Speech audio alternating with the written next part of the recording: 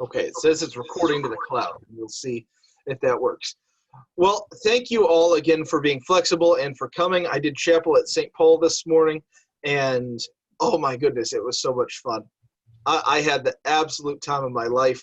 Hannah's going there, and Gabe and Francesca, Josh and Kim Blaha's children, are also going to St. Paul. And so there were some familiar faces, but I cherish these opportunities to get out in our greater community, and it was just a lot of fun. And so I'm hoping to go back at some time. Now, for this morning, we're going to do something a little bit different in terms of our Bible study. So I've made this promise to you all a few times, and I'll keep making it, that if I'm ever prepared or if I'm ever unprepared to teach on a topic or a text, I'm not going to do it. We'll do a different Bible study, because the Bible and the study of the Bible is so important. I don't ever want to be shooting from the hip and not have done my work. And so this week, with a funeral and with a chapel, I decided to call an audible. And today, instead of continuing with Acts, we're going to do a study on generosity. And then we will jump back into Acts next week. Now, generosity is something that I wish we talked about more. I'm the pastor, so I guess I can control some of that. I wish we talked about more, because I do think in terms of the way that we work our faith out in the world, generosity is a really important part of that. I also think that currently generosity is doing something pretty amazing to us at Ascension. So this is not the reason why we do the things we do, but as church council and me a little bit, we do keep a pretty good eye on our budget, on our finances. And this year, so since I've been here, this year is by far the most we've ever given outside our church walls, just in my time, not saying anything about that beforehand. So with the missions of the quarter, we've been giving large chunks of money outside the walls of our church. It's also the first year, or it's also the best we've been doing financially since I've been here. Now, how much you tie those two together, I don't know. But I do think there is something significant to the fact that when we're showing generosity, it gets us involved with how God does things, because generosity is one really good way to think about how God deals with us. And we're going to look at a couple passages with that. So we're going to talk about generosity today. I'm working on an article about this for a magazine and a few other things revolving around generosity. So it's something I've been doing a lot of work on, and I am prepared to teach on today. So we're going to start with a prayer, and then we'll jump into a few readings. Father in heaven, we give you thanks for your generosity, that out of your abundance and your great riches, you have chosen to shower us with innumerable blessings which we do not deserve. We thank you for the blessings of life. We thank you for the blessings of salvation in Jesus. We thank you for the good fruits of the earth that you continue to bless us with. We thank you for your generosity. We ask that today we would learn of your generosity and learn by your generosity to show forth your love to others. In Jesus' name we pray. Amen. Amen. All right, so when you think of a generous person, what sort of person are you thinking about? So how do they what are they generous with?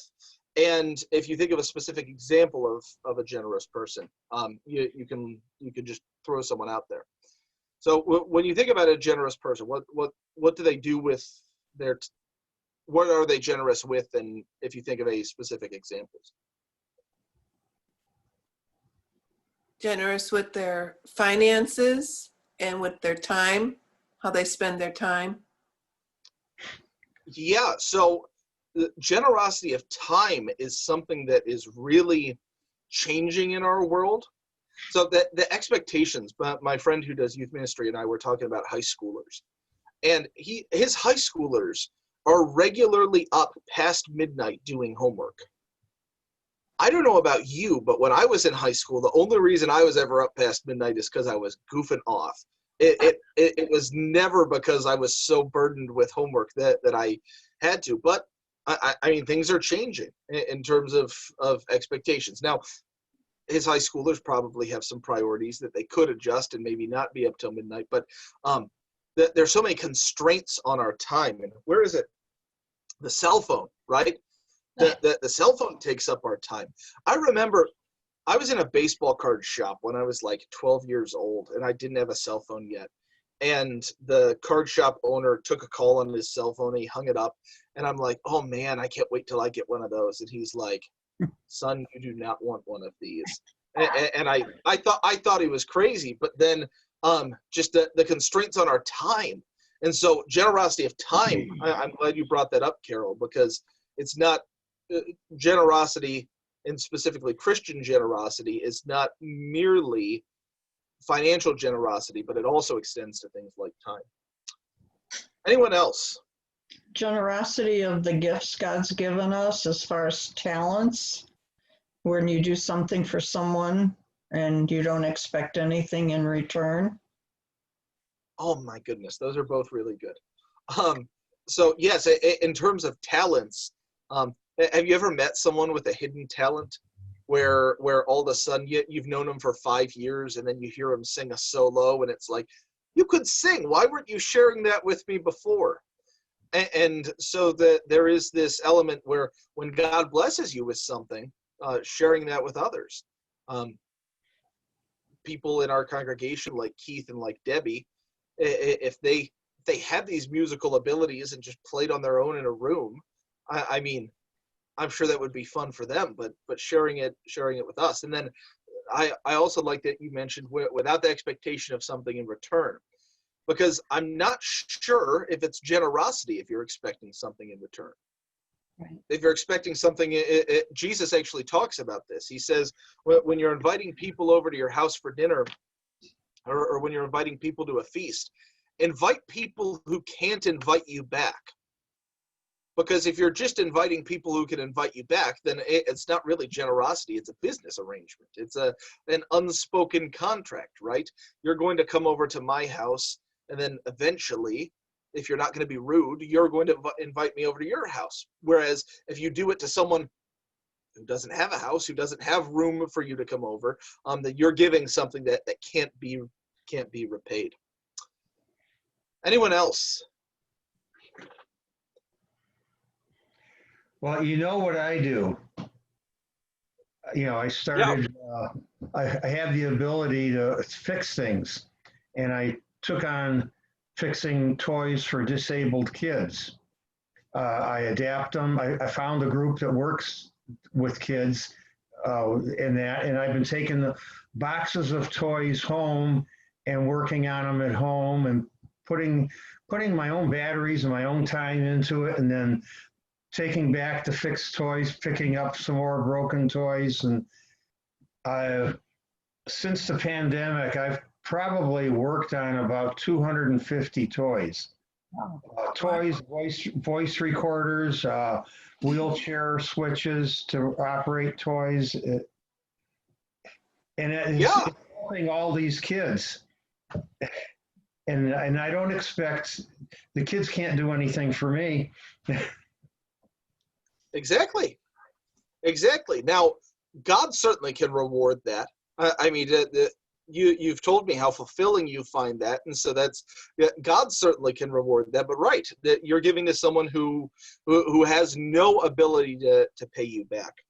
Now, this is one of the really cool pictures that we get in baptism. That in baptism, God is giving a gift that there's no ability to pay back. Now, adults can't pay it back either, right? Even all of us, with all the good we can do, we can never match up to the gift of salvation God's given us. But especially a baby. I mean, a baby can't donate to the church.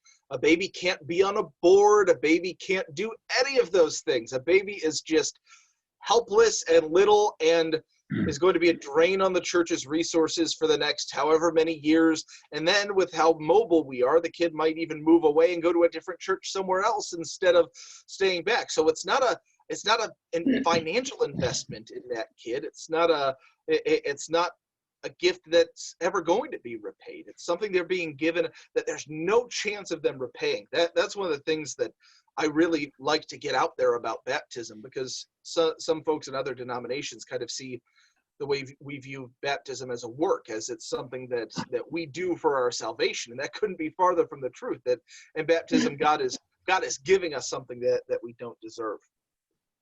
So I want to talk for I just got a another second. one, Pastor. Oh, excellent, Mark.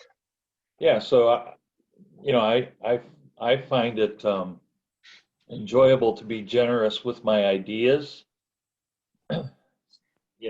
To talk about ideas and concepts with people, and in addition to that, it's particularly in faith, with our faith itself, and trying to discuss that with both peers and younger people, especially younger people. Yeah, so yeah, the generosity can even extend to something like that, to the sharing of the faith, right? That there is a generosity there where we're not hoarding our knowledge or hoarding the story of salvation for ourselves, but we're taking it and giving it to others. So yes, this is a really good foundation as we jump into some of these biblical passages. So the first point I want to make is that Christian generosity, whatever it is, time, talent, treasure, it flows first and foremost from the generosity of God. So there are a couple passages I want to look at here. The first one is 2 Corinthians chapter 8.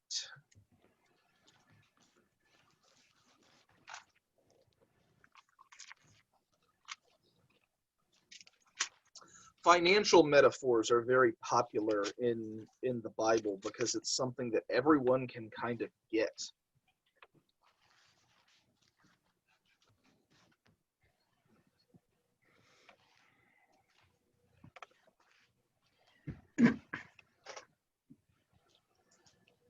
All right, would someone be willing to read 2 Corinthians chapter 8, verse 9? I can do that. Thank you. For you know the grace of our Lord Jesus Christ, that though he was rich, yet for your sake he became poor, so that you by his poverty might become rich. All right, so this is this is Jesus giving so much that he became poor so that we might become rich. So this is even a little bit of a different picture than I painted in the prayer at the start. That Jesus, he didn't only give out of his abundance, but he gave everything, so that he traded places with you and with me. So if you think of the richness of his holiness, that he gave it all to you, and then on the cross he became a pauper. He became poor for you and for me. And so Jesus, I want to be careful when I say this, but for the moment we'll stick with it, that Jesus gave beyond his means, right? He wasn't just giving things that didn't cost him. He was giving sacrificially.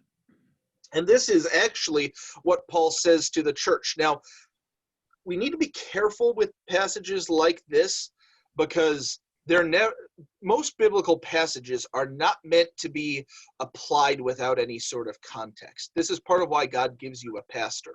And so there are some people who could take this passage and really become burdened by it. And so I want to be careful with it. But before that, here's what Paul says. We want you to know, brothers, about the grace of God that has been given among the churches of Macedonia. For in a severe test of affliction, their abundance of joy and their extreme poverty have overflowed in a wealth of generosity on their part. For they gave according to their means, as I can testify, and beyond their means of their own accord. So what Paul is holding up here, the Philippian church, and there are other churches in the area of Macedonia, but the Philippians being one of them, as a church that gave not only according to their means, but even beyond their means. So the Philippian congregation specifically had several periods of real poverty where they didn't have very much to go around in the congregation. And yet even in that time, they continued to give. So they were giving beyond their means. Now, I want to be super careful with this as it applies to you. So, for example, if you sold your house, gave it all to the church, and then became homeless, well, on the one hand, I mean, I would be glad that you cared so much to do such a thing. However, would you really be helping the church? Because then the church would have to be devoted to making sure you found a home. And so when we give, we do, for the most part, want to give according to our means. But we also see here that sometimes it can be valuable to, even when you're in poverty, even when you're in a difficult situation, to continue giving. My wife and I definitely found that out when we were at seminary. So when you're at seminary, I was making, golly, $8 an hour painting for a while. She was student teaching. So as a family, we were pulling like $1,200 a month, and it was just a disaster. And we were living off the food bank at seminary and living off the generosity of others at the seminary. But we continued to give on that money, even though we really didn't even have enough to live on, but because it was important to us to continue giving. Now, so again, it's important to take this passage in its context and recognize that this is not necessarily God telling you to give so much that then you become a problem for the congregation. I didn't necessarily want to say it that way, but you know what I mean. That if you became homeless, then the congregation, and I've said this before, if anyone in our congregation ever does go homeless, one of us is going to take him in. I mean, we'll figure it out. Might be me first, it might be one of you next, and we'll just kind of figure it out. But if someone in our congregation was out on the street, we would find a way to make it work. But if giving to the church puts you in that situation, that may not be the best thing for you to do. So we're careful with verses like that. But verse 8 or verse 9 is really where the heart of this is that our generosity flows from the generosity of God. There are a couple other places we'll go. We'll go to James chapter 1.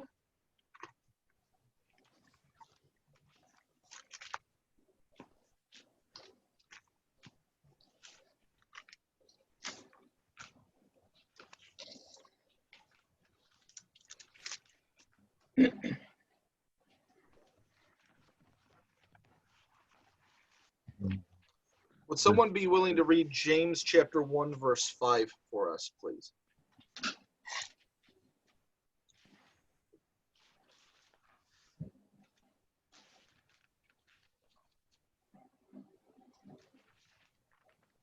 I will if nobody else won't. Well, I have Thank it now. Good. Oh, thank you, Carol. If any of you lacks wisdom, let him ask of God, who gives to all liberally, and without reproach, and it will be given to him. Ooh, I like that, liberally. So my ESV says generously, but I think the idea is the same, that God gives liberally. I don't know if every once in a while when I was younger, my grandfather would take us to the toy store. And it was one of those things where, you know what, I'm grandpa, and I have the money, and I'm going to take you to the toy store, and I'm going to let you get whatever toy you want. And I think it happened twice, and by the end, he probably regretted it because it took us so long to choose what toy we wanted, but just that extravagance with which God gives. And the really neat thing is that God tells us to ask. You know, in general, it would be rude to go up to a person with wealth and just say, hey, can I have some of that? You know, if you started sending wealthy people in the U.S. letters and being like, hey, could I have some money, please? It might seem a little rude, but God has said, ask me. He said, I have a whole lot. I'm generous with it. So ask me. If you need money, if you need wisdom, if you need anything, ask me. And so the God who is rich is telling us to ask. I had a friend on my vicarage congregation, very, very generous man. And he liked to take people to dinner, and he liked people. He refused to let you pay. He said, leave your wallet at home. You are not paying tonight. We're not going to argue. And he said, if you don't get what you want, I won't take you out again. And so he's like, I don't want to see you ordering chicken. I don't want to see you ordering whatever. He said, I'm treating you to dinner and I want you to get what you want. And don't ask, just get it. And so this generosity where it's like, so that steak there, are you sure? Yeah, I'm sure. And so God has this generosity that he shows to us. And actually, who does it say that God shows generosity to in verse 5? All. Now this one's a little tougher to deal with, but does God only show generosity to Christians? No. No. There are plenty of wealthy people out there who aren't Christians. There are plenty of talented people out there who aren't Christians. And so God is a generous God. And again, he's doing it without expectation of repayment. He gives to some wealth beyond anything any of us can imagine. And sometimes they use it in rotten ways. And he gives some people amazing talents and beauty and ability. And sometimes they use it in utterly rotten, sinful ways. I mean, I don't know, you think about some of the people that God gave the talent to play the guitar and some of the music they choose to make with that talent. You think of certain actors and actresses who God gave beauty and the way that they choose to use that in ways that don't glorify God. And certainly, I mean, not every athlete is an all-star citizen. Not every athlete is an upstanding moral person, and yet God has chosen to give them amazing things. One other verse I want to look at as we think about Christian generosity flowing from the generosity of God is Psalm 37, verse 26. The Psalms are full of this language. We almost could have just used the Psalms for this. And specifically, Psalm 37 blew me away on that.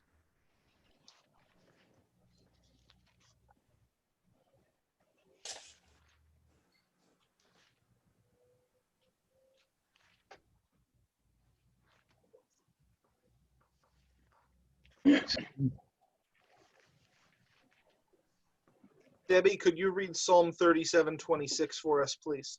Sure. He is ever lending generously, and his children become a blessing. Okay, so God here again is the generous lender, but in addition to that, his children become a blessing. Now, I said that God gives without us being able to repay him. Who do we become a blessing to when we use his gifts? The receiver. The receiver, right? Yeah. And one of the things that has blown my mind is how little you have to give to be a blessing. How like it takes so much less than I ever thought it would. So, for example, when we did the Blessing Money Sunday, that's $20. $20 for some people is a difference maker, but it's not life-changing money. It's not $1 million.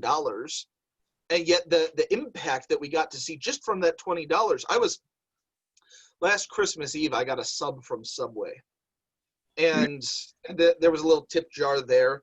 And I looked in my wallet. All I had was a 10. And I thought, well, you know what? I'm a pastor on Christmas Eve. I'm dressed like a pastor. I'm just going to give him $10 for the $5 sub as a tip.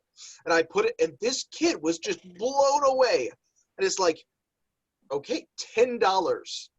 If that's the impact $10 can have, I mean, God is able to do amazing things to help us be blessings, even with really, really small amounts of generosity.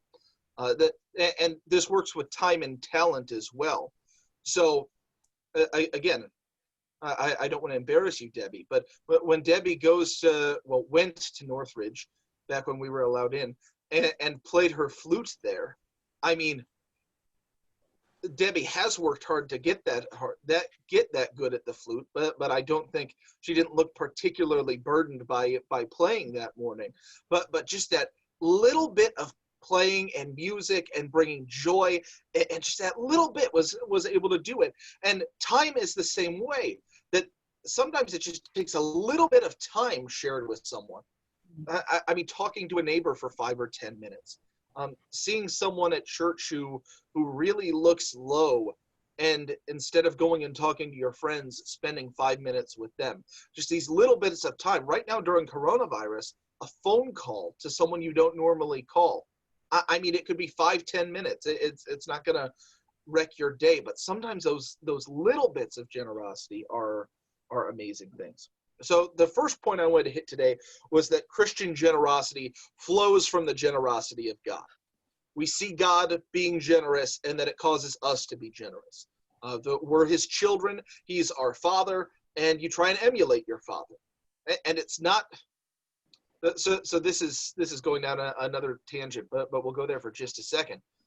In general, the reason you emulate your father isn't because your identity as his child depends on you emulating him, but it's because you've seen him do these good things and he's shown you that they're worth doing. And so you're going to be his child either way. That's not the point. You're his child because you're his child. You're not his child because you do the good things. But as a child, you do try and emulate your father, and that's what we do here. Now, the next point I want to make is that Christian generosity is backed, it's guaranteed by a God who has promised to care for us. So God's promise of provision and care for you and for me enables us to be generous. It frees us from kind of the terror of, am I going to have enough to live if I give this away? And reminds us that God is sovereign, and God has promised to care for you. This verse blew me away. All right, so we're going to back up one verse in Psalm 37. Psalm 37:25. This verse has moved me to tears at times in my life when I look. So again, I'm very grateful for where we are right now, but at seminary, and this is why as we give, seminarian giving is something that's close to my heart. I mean, at seminary, there was one time where Mary and I went to Walmart to buy winter clothes for the kids. We swiped the credit card and prayed, and it worked. Well, it was a debit card. I checked the bank account register. I had $4 left in my account. That was all I had to my name. And yet verses like this have always been impactful to me. So Psalm 37:25, I have been young and now am old, yet I have not seen the righteous forsaken, or his children begging for bread. And so we want to be careful about just how far we want to push this. This isn't a promise that if you're a Christian, you'll never have any hardship. However, I will tell you that when people come to church looking for aid, they're very rarely connected to a congregation. Now, I'm not saying that God is punishing them for not being connected to a congregation, but I'm saying if you are connected to a congregation, then the way you get help, at least immediately, is very clear. You go talk to your pastor, and your church does everything in their power to help you out. Now, every once in a while, there's a situation that's well beyond the means of a congregation. There's someone I know who had these pills she had to take that were $60,000 a pill, and the congregation really tried. They were able to get a couple doses, but the money wasn't quite there for that. But in general, if someone in our congregation is in need, the congregation has been so generous in providing. And so if someone in our congregation is in need, first off, I don't think I'm going to have to push all of you that hard because I've seen you be super generous. But if you weren't being super generous, I would push us pretty hard. Like, hey, one of our members is hurting. Let's figure out a way to help them out. If someone goes homeless, we're not going to let that happen. We're going to pick them up. And so if you're part of the body of Christ, you have that support network that's beyond just kind of prayer, but it even goes to physical needs. And so again, I'm certainly not saying that homelessness or poverty is a punishment from God for people not going to church. Please do not take it that way. But when you are connected to a church family, when you are part of the community of faith, you do have this built-in group of people to help you out and to lift you up. And again, not telling anyone to sell their house, but it enables you to some radical generosity, knowing that you have the backing of God, knowing that God has promised to care for you. In the Sermon on the Mount, Jesus talking about the lilies of the field and the birds of the air, how they don't have savings accounts, right? And yet God cares for them. And all of you are a lot more valuable than that. So don't worry about what you're going to eat or what you're going to drink or what you're going to wear, because God knows that you need those things, and he's promised to provide them. Now, I will admit that American living is a lot more complex than Middle Eastern living 2,000 years ago, right? We need health care. We need, whereas back then you just died in your 30s. So you didn't need health insurance, but obviously there are benefits to having it.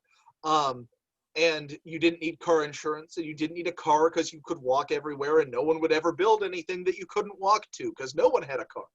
And so it was much simpler back then, and yet these promises from God still exist. So any questions up to this point? I've done a lot of the talking, but any questions, any observations? I just have a comment. Yeah. Maybe pride stands in people's way that they wouldn't go to their church, but might go somewhere else because they don't want people to know really what they're going through. That's a really, really good point, Carol. That is a fantastic point, and I'm guessing that's the case in a lot of situations. Now, in general, my experience has kind of been that when I ask people, do you have a church home, their answer is generally no. But I do think that that's probably right, that asking for help is something we need to get better at in the church. Because right now, I think actually at Ascension, we probably have a bigger problem with not wanting to ask than we have with not wanting to help. Because when we took a donation, someone had a flood in their house. This was probably a year and a half ago. I think we took a donation for 2 Sundays, $1,000. Like, we are really, really able and ready to help as a congregation. And so I do think you're right that the asking is really difficult, and the pride. That's a really, really good point. Does anyone else have any questions or any observations? Well, I have another question. You know, I've been at church a couple of times when someone would come in and asking for food. And it's a good thing that we have the food barrel still fairly full to be able to give them something. Looking at what's there, and I don't know what's there, do you think like cans of chicken or, you know, things that they actually will get protein from, maybe macaroni and cheese, do you think some of these things should be donated so that we have something like that to give out to people? That's a really good idea. So what I tried to do, and I'll say that certainly during coronavirus, there was a very big lull in people coming for and asking for food. And in North Olmsted, so in North Olmsted, the demographics are telling us that requests for help are going to be going up in terms of people in our schools on free and reduced lunch and things like that. So I think that's a really good idea. Generally, what I do as pastor is, assuming I have time, I'll take them. What I'll tell people is, I'm always good for a loaf of bread and a jar of peanut butter. Like, I can't always help with a gas bill. I can't always help with an electrical bill. I can't always fill a tank of gas. Sometimes I can, but I can't always do that. But If you are hungry and you need peanut butter and bread, I'm always good for that. And sometimes I'll take people to Canaries and we'll eat and we'll talk and we'll do that. And then I'll take them to buy a loaf of bread and some peanut butter. So I generally try and keep a loaf of bread and some peanut butter on hand. But yeah, I think things like, obviously bread is perishable. So things like canned meat, things like kind of Chef Boyardee sort of things, I do think that would be good to have on hand. And right now with the Ox Cart not taking donations, I have been going and I'm taking people to, or I have just been letting people take the food if they come, because Ox Cart can't take it right now. The other thing is that generosity of time becomes very important at that point in time. So generosity of food is a very short-term solution, and it's one that I'm glad to provide. I mean, again, a loaf of bread is 99 cents and a jar of peanut butter is 99 cents.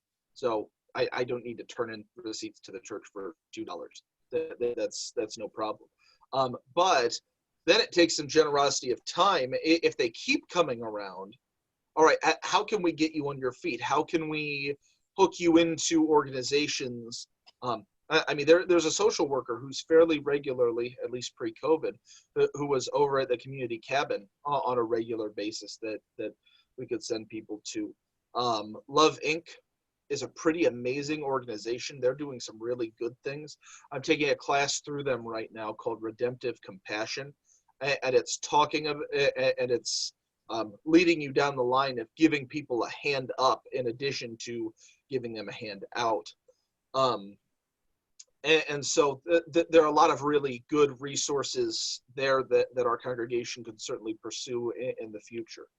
I am a little bit mindful of, I'm never going to have any issue being associated with people who are in poverty, who are struggling. There are certain things we can't do because we have a preschool. During the winter, during the winter, it would be really hard for me to turn someone away when we had a warm building, were it not for our preschool. And were it not for the fact that Mary's going to come into work the next morning, and were it not for a couple things like that. But because we have this big building, and how many beds could we get in here? So a homeless shelter at our church and a preschool don't mesh terribly well as ministries. And so there's that does give some limit on how we're able to help. But yeah, I think having things like that in mind are really good, Carol. Anyone else? Okay. The next point I want to make is that Christian generosity is rewarded by God. Now, we're careful with this because it's not rewarded by God with salvation. So it's not, if you're generous enough, God's going to let you into heaven. That's not what we teach. That's not what the Bible teaches. The reason that we get into heaven is Jesus and only Jesus, and it's not our own works. However, the Bible does also speak of there being reward for generosity. So we're going to go to Proverbs chapter 14. A fellow pastor has really kicked my tail on the book of Proverbs.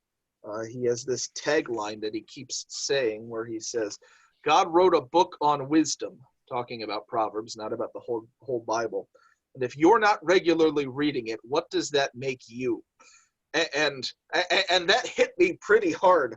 So I've been in the book of Proverbs a lot more because of his exhortation. Now, on the one hand, you could make pretty intense pleas to read every book of the Bible. So Luther said we should all have Romans memorized. So we can all get to work on that.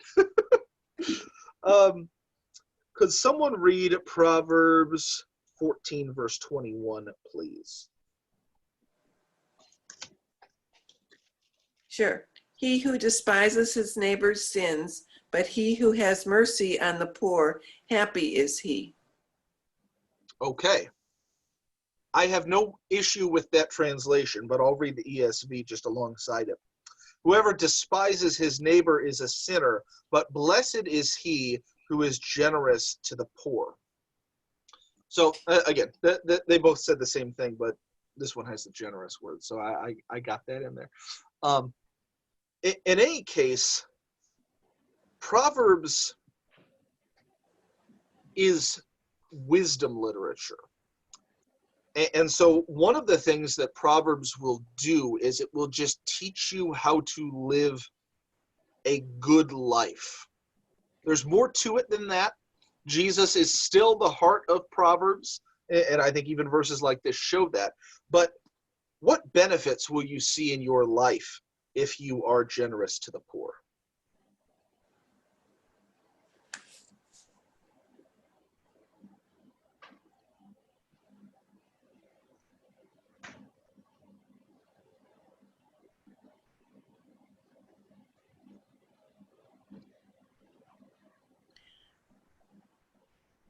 I have a couple thoughts.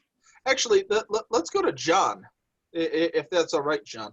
Can you tell us how you've been blessed by what you're doing for those kids? What has it done for you?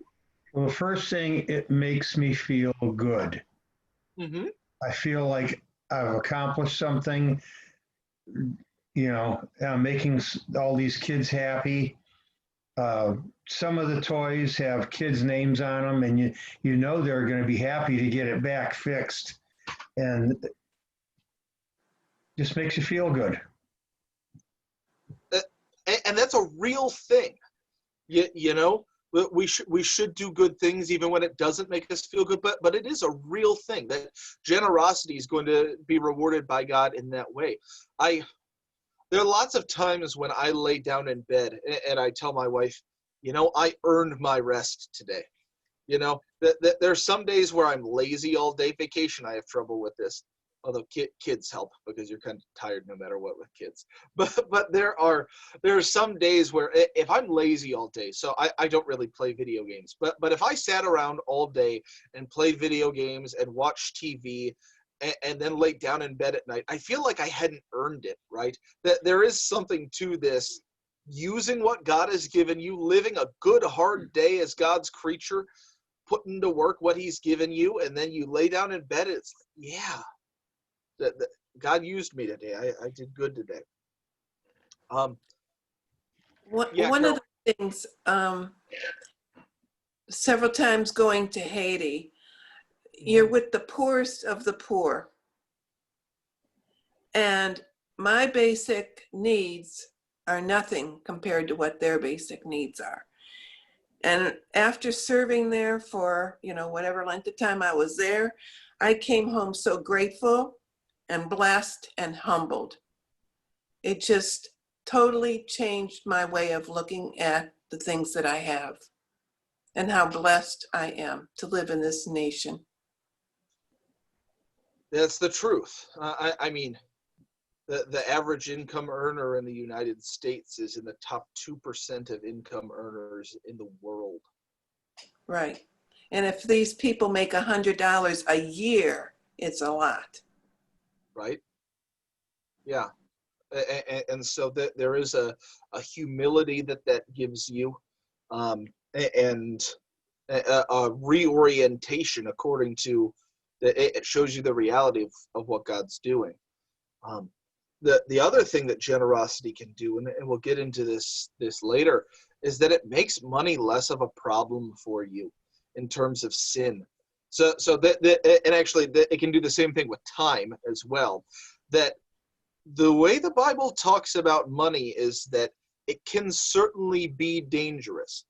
All of you here are Christians. I don't want you worrying about your salvation because you have money. That's not what that's trying to do. But Paul says that the love of money is the root of all kinds of evil. Jesus says you can't serve two masters. You can't serve God and mammon. And so that there are certainly difficulties that money can bring that are, you're unburdened of those things sometimes through generosity. It also can happen through time. that we're sinners and we can find all sorts of sinful ways to use our time, and yet being generous with our time can relieve us of those sinful ways of doing that. I'm not assuming that John would be using his time in any sort of sinful way, right? But when you're spending hours on something for someone else, you're directed in a good direction rather than a bad direction. I often, so just thinking about, and this is, tithing and generosity are tied together, but not necessarily the same thing. But I think about this with my tithe a lot of times. How many Indians games could I go if I wasn't giving to the church? Well, I could go to enough that it would be a problem.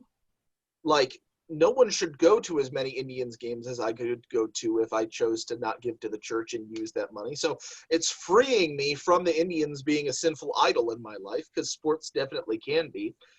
And at that point, sports would control my life. It would control my parenting of my kids. It would control my schedule. It would control my ability to work at church. And so it helps put everything in its proper place. And so that's beneficial as well. But the point I want to hammer home here is that the Lord does reward generosity. And so there are rewards to this generosity. Specifically figuring that out can be difficult.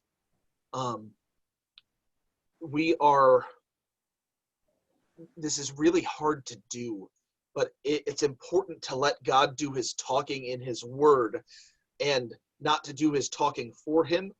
And sometimes when we're looking for, okay, so I did this good thing here, and then this good thing happened to me, are they connected? Well, maybe, but we don't know. So we want to be a little careful in plumbing the depths of that connection and speculating too much. But there is something to the fact that in this life, God will reward generosity. But that's not necessarily why we do it, but he says he will. The next thing I want to do, let's see, we have 9 minutes left, and I have 5 more pages of notes on this. So I do plan on getting back to Acts next week. So I think generosity will kind of be a placeholder. If there's another crazy week with a funeral and a chapel and things like that, we'll come back to this. I do want to show you a neat picture.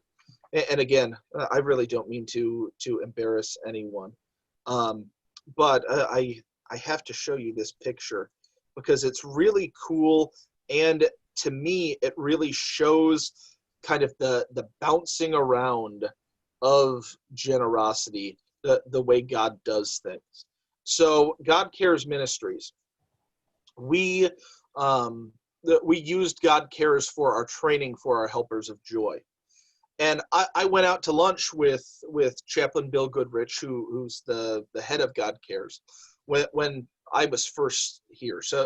Or when we first started Helpers of Joy, which is getting to be, a year and a half ago? I think it was spring of 2019 when we started, which is just crazy to think about.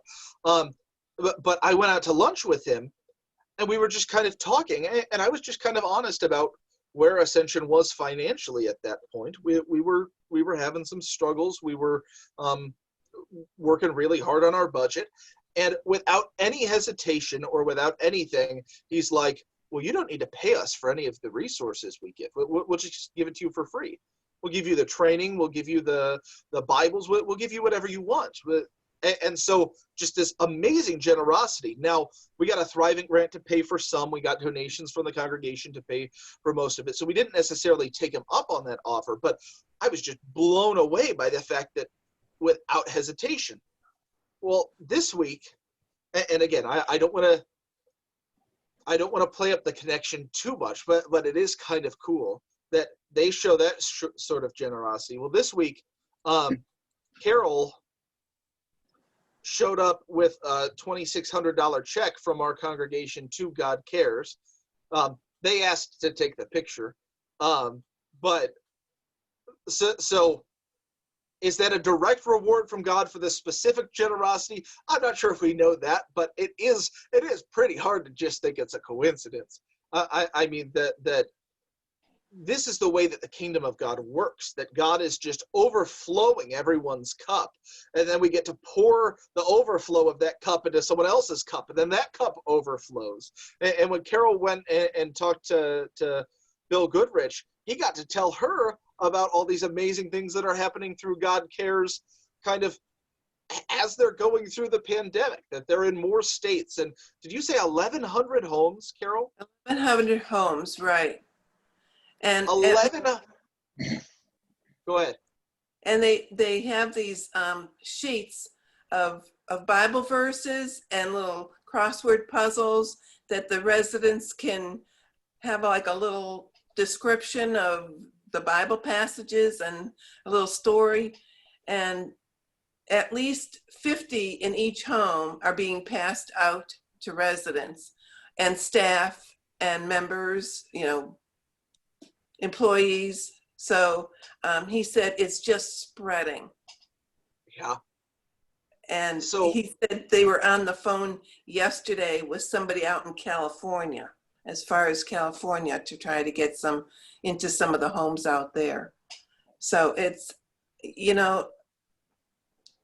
you hear so much negative about this pandemic, and then you hear these kinds of stories, and it's amazing. And before I left, he said, "You need books? You need anything? I'm happy to give them to you." So, yeah, it's, you're blessed to be a blessing to others. yeah. And so I do, again, I don't want to play it up too hard, but the missions of the quarter this year, I do think are more significant than I thought they were going to be, just in terms of what it does to our attitude, in terms of, I mean, you've heard the phrase navel gazing. It's pretty silly to think of just sitting there looking at your belly button, right? But like when you're inward focused only, and inward focus is important. I mean, that's a lot of my job as pastor, is to tend to the flock. But when you're only inward focused, it really, it can do harmful things to you. So when finances are tight, the instinct is we need to roll it back. We need to, I talked about the pill bug. This was probably 1.5 years ago, but a pill bug, when he gets scared, he rolls up into that little ball. Well, on the one hand, he has the protective shell, and it seems like a good idea. And certainly, if the predator leaves, that's fine. But for a moment, he's not mobile anymore. He's not able to look for food anymore. He's not able to move around. And so, when we don't do the pill bug thing, and when we keep reaching out, kind of in spite of everything that's going on, which is what God has really led us to during the pandemic, God really does do amazing things through it. And so I am just beyond encouraged by things like this. And I do think they're significant. And a lot of this, frankly, is Bishop Hardy. I do need to give him some credit, but because he gave me an order at the start of the year. Well, maybe not an order, but he said you need to keep your eyes on the mission and off the financials for 4 months. He's just like, don't worry about them. He says God has got you guys on the right track. You're in a good position. Keep your eyes on the ball, and don't think about it month to month. And it has been a huge blessing to me personally, to my ministry, and I think it's better for all of you when I'm focusing on ministry. The finances are ministry, and so I don't want to pull those apart too much, but it has been a blessing. And so I do think there's something to this generosity that is important. I've been on both ends of it, which is really cool. At seminary, really, it's a humbling thing. I worked at my fieldwork congregation, and once a month I'd come in and I'd find $100 bill on my desk. member of the congregation. I finally figured out who it was by the very end, but they knew the seminarian could use it. So once a month I'd come in, it'd be $100. And the way God used that was just mind-blowing. It always came at the right time. And then there was, at seminary, they had a giving tree at my congregation. And we really like to be involved in those sorts of things, but we really didn't have a lot of money. And so we bought the tape and the wrapping paper. So we went to the dollar store. We spent like $6 on 3 rolls of wrapping paper and 3 rolls of Scotch tape. We show up to church the next week. We didn't know that the giving tree was for us. And so we show up, and our wrapping paper and our tape had been used to wrap presents that were for us. And there were gift cards, there were cleaning supplies, there were food, there were diapers. And we were just like blown away. And so just thinking about how God works in that way, it's really, really incredible. So we've gotten to be on the receiving end of that. And it's really a joy to be on the giving end of that as a congregation. And so I don't think this is insignificant. I think the generosity component is a big part of what the Christian life looks like, which is, I think, why my brain's kind of been cranking on it lately. So we are at 12:30. We're going to try and get back to Acts next week, but we'll keep this generosity topic in our minds. We do have confirmation coming up. I am going to be having preschool chapels and things like that, and a change of pace every once in a while is always a good thing. The Acts passage for this week was just too good and too important to just kind of walk in and wing it. The one verse that I want to read real quick before we leave is so Peter. There's this really interesting scene in Acts chapter 12. Peter is in prison. He gets rescued, but he's in like a daze the whole time. He thinks there's a dream, and an angel comes and rescues him, and it's just clear Peter doesn't quite know what's going on. So it says, he did not know what was being done by the angel was real, but thought he was seeing a vision. But then in verse 15, Peter shows up at the gate where some of the believers are staying, and they said to, here we go. Recognizing Peter's voice, in her joy, Rhoda did not open the gate, but ran in and reported that Peter was standing at the gate. And they said to her, "You are out of your mind," but she kept insisting it was so, and they kept saying, "It is his angel." What? Like that they assume that, it's just his angel. First off, his angel gets us into the guardian angel discussion, and we'll do some of that next week. And also this idea that they were so used to it that they were like, it's just his angel.